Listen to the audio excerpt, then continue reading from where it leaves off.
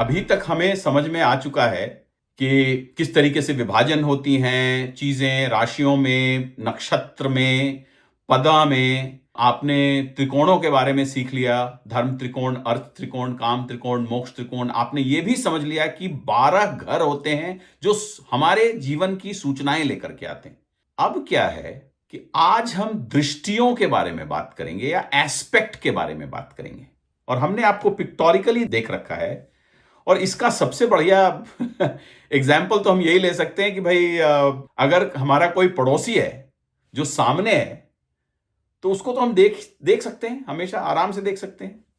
तो जिस तरीके से हम अपने सामने वाले पड़ोसी को कुछ भी कर ले हम इग्नोर नहीं कर सकते, उसी तरीके से हमारे जो ग्रह बैठे होते हैं एक भाव में या एक घर में बोलता हूं या भाव बोलता हूं तो एक ही चीज है। एक घर में बैठे हैं और सामने वाले घर को देख रहे हैं, तो जो ग्रह इस घर में बैठ के सामने वाले घर में प्रभाव डालेंगे ही डालेंगे। तो उसका एक एग्जाम्पल है जिसको हम एक्सिस भी बोलते हैं, जिसको 1-7 एक्सिस बोला जाता है, 2-8 एक्सिस बोला जाता है, 3-9 एक्सिस बोला जाता है, 4-10 एक्सिस बोला जाता है, 5-11 एक्सिस बोला जाता है, या 6-12 एक्सिस बोला जाता है, जैसा आप देख रहे हैं अपनी स्क्रीन पे।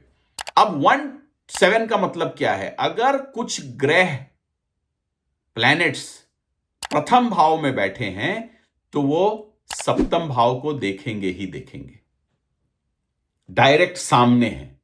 अगर कोई ग्रह दूसरे भाव में बैठे हैं तो वो अष्टम भाव को देखेंगे ही देखेंगे, सामने है।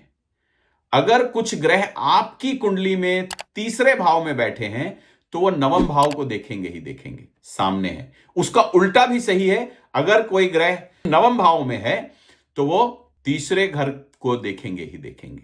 अगर कुछ ग्रह चौथे भाव में है तो वो दशम भाव को देखेंगे।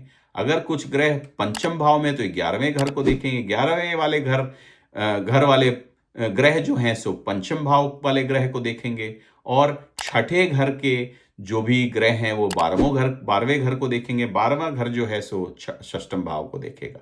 यानी ये घर एक दूसरे के परस्पर ऑपोजिट जो हैं वो घर हैं और एक दूसरे को दृष्ट करते हैं।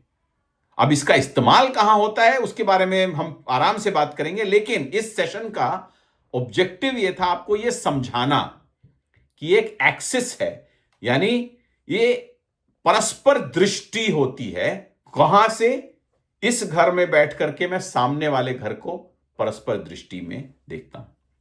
अब जब दृष्टि की बात करेंगे तो कुछ ग्रह ऐसे होते हैं जिनकी कुछ स्पेशल दृष्टि मिली है। उसके बारे में हम अगले सेशन में बात करेंगे कि स्पेशल दृष्टि क्या होती है और क्यों होती है। अगले सेशन में बात करेंगे।